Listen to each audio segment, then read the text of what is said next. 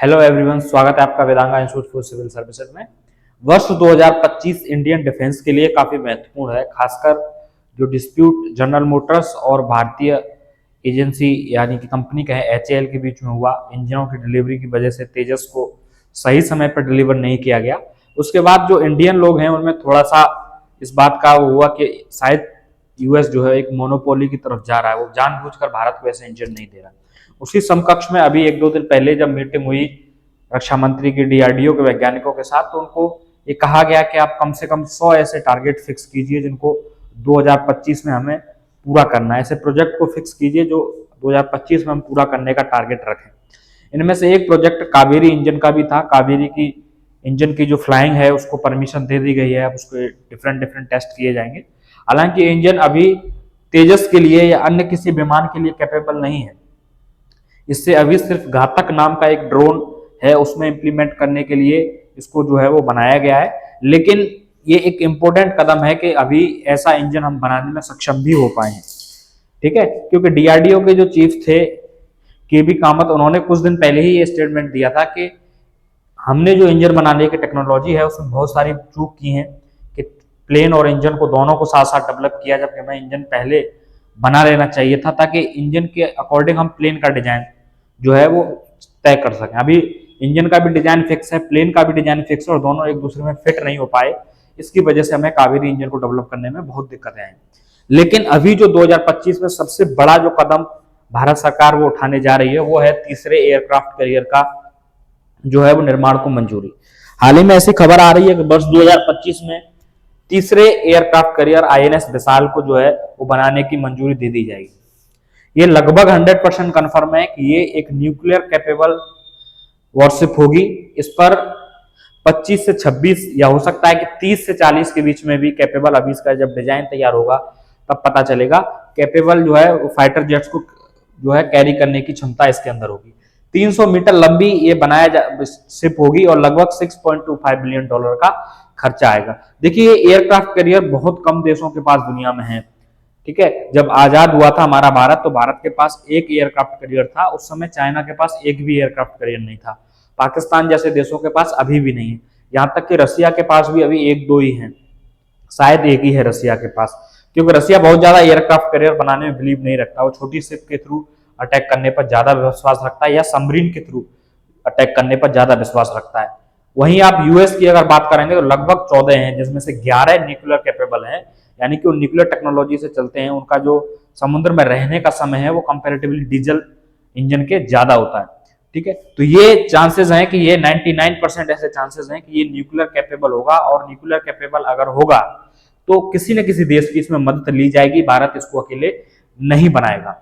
US के पास अभी तक 11 हैं, यूएस के पास सबसे ज्यादा है और सबसे बड़े दुनिया के आप एयरक्राफ्ट कैरियर कहिए तो यूएस के पास है, जिसमें 80 तक फाइटर जेट जो है वो रह सकते हैं। भारत के पास अभी नहीं है। भारत के पास आप टोटल अगर बात करोगे तो दो ही हैं, एक आईएनएस विक्रमादित्य और एक आईएनएस विक्रांत। आईएनएस विक्रांत को हाल ही में कमीशनड किया गया है और आईएनएस विक्रांत के लिए ही, सॉरी, विक्रांत को अभी हाल ही में कमीशनड किया गया है। आईएनएस विक्रांत के लिए ही राफेल, आपको पता होगा कि एक डील होने जा रही है भारत और फ्रांस के बीच में नेवल राफेल को लेकर, तो वो आईएनएस विक्रांत के लिए ही खरीदे जा रहे हैं। आईएनएस विक्रमादित्य भारत ने 2004 में रूस से खरीदा था। 2004 में रूसी फ्रिगेट में शामिल था। वहां एक दुर्घटना का शिकार हुआ, इसमें आग लग गई, जल गया जहाज पूरा।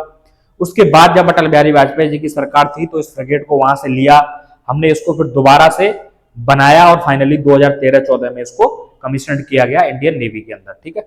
पुराना जहाज है थोड़ा सा, लेकिन हमारे पास कोई भी नहीं था जहाज और इतनी जल्दी डेवलप करना हमारे लिए पॉसिबल भी नहीं था।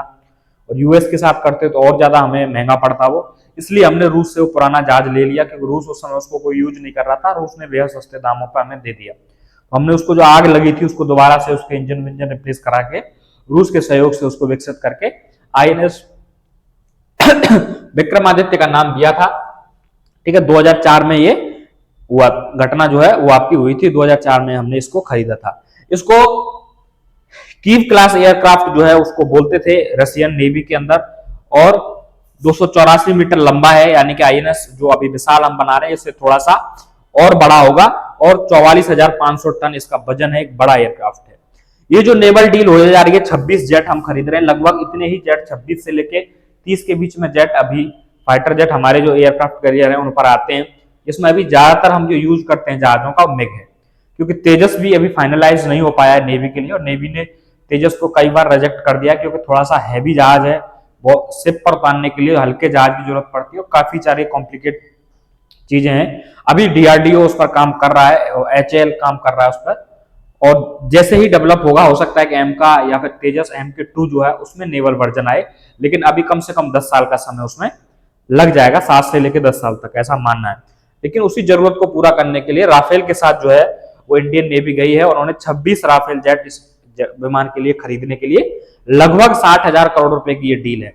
ठीक है, इसमें सिर्फ विमान ही नहीं होते, जब भी हम किसी देश से विमान खरीदते हैं तो उस देश के हथियार ही हमें यूज करने होते हैं। ठीक है, कोई भी देश दूसरे अपने हमारे हथियार, जैसे फ्रांस से हम ले रहे हैं, हमारे हथियार यूज करने की परमिशन शायद ही फ्रांस दे किसी वेपन को, अदरवाइज फ्रांस से हमें मिसाइल और जो अन्य इक्विपमेंट हैं वो खरीदने पड़ेंगे। ठीक है, ये एक इसलिए सौदा थोड़ा सा महंगा होता है, और प्लस इसमें ट्रेनिंग होती है, मेंटेनेंस होता है। स्टार्टिंग में इस जहाज को अपनी नेवी ने यूज नहीं किया तो नेवल पर्सन की ट्रेनिंग और उसका सारा खर्चा जो है, और आगे चल के इक्विपमेंट्स, इसके मिसाइल, सारा सौदा जो है वो लगभग 60,000 करोड़ रुपए का है। ऐसा ही आपको 36 राफेल का था, तो 36 और 26 में प्राइस में डिफरेंस नहीं आएगा, क्योंकि वहां ट्रेनिंग का जो खर्चा था वो भी सेम कॉस्ट था, यहाँ भी ट्रेनिंग का खर्चा है वो सेम कॉस्ट है। ट्रेनिंग पे ज्यादा है, फाइटर जेट की कीमत के हिसाब से उतना महंगा नहीं है, लेकिन ट्रेनिंग और खासकर वेपन्स दोनों को मिला के लगभग 60,000 करोड़ रुपए की डील जो कि इंडिया और फ्रांस के अंदर हो रही है। तो कई दिनों से चर्चा थी कि INS विशाल को क्या अभी कैबिनेट मंजूरी देगा, तो अभी तुरंत तो नहीं देगा, लेकिन हो सकता है कि इस बजट के बाद या मार्च के आसपास तक आप मानिए कि हो सकता है कि अप्रूवल इसको मिल जाए, क्योंकि इंडियन नेवी लगातार कह रही है कि हम अभी से काम करेंगे, तब जाके आने वाले 10 से 15 साल में हम लोग इसको डेवलप कर पाएंगे पूरी तरीके से। क्योंकि न्यूक्लियर कैपेबल होगा तो हमें एक पार्टनर कंट्री ढूंढना पड़ेगा पहले, फिर इसका वेपन सिस्टम, सारी चीजें डिजाइन होंगी। इसके लिए एयरक्राफ्ट फिर चाहिए, एयरक्राफ्ट को लेकर काम करना पड़ेगा कि एमका काम करेगा कि नहीं करेगा, क्योंकि नेवी में अभी तक कोई 5th जनरेशन फाइटर जेट नहीं, हालांकि एयरफोर्स के पास भी नहीं है, लेकिन एयरफोर्स के लिए एमका करके प्रोजेक्ट काम कर रहा है, वो है सुखोई को लेकर बात चल रही है, सुखोई 57 पर इंडिया इंटरेस्ट दिखा सकता है। तो ये सब चीजें हैं, लेकिन नेवी के पास तो अभी भी कोई भी ऐसा जहाज नहीं। 4.5 जनरेशन में भी नेवी के पास मिग है जो कि 4th जनरेशन है, एक अच्छा जहाज है रूसी नेवी का, लेकिन अभी राफेल के आने से थोड़ा सा नेवल पावर को भी कैपेसिटी मिलेगी। तो ये आगे चल के जो चीजें हैं इंडियन एयरफोर्स के लिए और इंडियन नेवी के लिए, दोनों ही फोर्सेज हमारी, जितना डेवलपमेंट आर्मी के अंदर हो रहा है उतना डेवलपमेंट एयरफोर्स और नेवी के अंदर नहीं हो रहा है, क्योंकि इनमें बहुत पैसा लगता है। इस जहाज की कीमत बनाने में आप देखिए $6.25 बिलियन, लगभग 50,000 करोड़ रुपया इस जहाज को डेवलप करने में लगेगा। और 26 अगर जेट आप माने, 26 हमने INS विक्रांत के लिए खरीदे, अगर इस पर हम 30 जहाज भी अगर हम तैनात करें तो मोटा मोटी आप समझ लीजिए कि 70 से 80,000 करोड़ रुपए के इस पर फिर प्लेन जो है वो आपके लगेंगे। बाकी मिसाइल सिस्टम और सबको जोड़ के लगभग 2 लाख करोड़ रुपए के आसपास ये शिप पूरी तैयार होती है, जो कि वॉर के लिए तैयार हो। इतना महंगा शिप जो है कोई भी कंट्री ऐसे ही नहीं चला सकता। यूएस के पास लगभग 14 हैं, जिसमें 3 डीजल और 11 न्यूक्लियर जो है वो पावर से चलने वाले हैं। तो बहुत महंगी शिप होती है, तीसरी शिप है, और ऐसा माना जा रहा है कि इंडिया को 3 से 4 शिप की ही जरूरत है अपनी सुरक्षा के लिए। ठीक है, मैक्सिमम। INS विक्रमादित्य अगर रिटायर होगा अभी आने वाले 10 से 15 साल के अंदर, तो उसका एक विकल्प तो आपको हमारे पास तैयार रहेगा। या एक विकल्प ये रहता है कि 71 की लड़ाई हुई थी जैसे, तो हमारी शिप जो है, कई शिप ऐसी थी जो मेंटेनेंस के अंदर थी और लड़ाई हो गई थी। तो ऐसी सिचुएशन के लिए एक जहाज अगर हमारा मेंटेनेंस के अंदर है, एक कम से कम ऑपरेटिंग रहे, 2 ऑपरेटिंग रहे, तो उससे हमारे लिए फायदा होगा। अगर 4 अगर हमारे पास है तो 2 ऑपरेटिंग है और 2 अगर मेंटेनेंस में है, तो फिर हम आसानी से किसी भी चीज को टैकल कर सकते हैं, ये हमारे लिए आसान होगा। तो एक बड़ी खबर है इंडियन, ये बड़ा कदम होगा और एक बड़ा बोझ जो है सरकार पर भी पड़ेगा। लगभग अभी इतना पैसा तो नहीं देना है, धीरे धीरे करके ये पैसा जो है वो जाएगा, लेकिन फिर भी एक बड़ा डिसीजन होगा तीसरे एयरक्राफ्ट कैरियर को खासकर न्यूक्लियर कैपेसिटी के साथ बनाने के लिए। तो आज की वीडियो में बस इतना ही रहेगा, फिर अगर कोई अपडेट इसको लेकर आएगा तो फिर नेक्स्ट वीडियो में आपसे मुलाकात होगी। तब तक के लिए नमस्कार।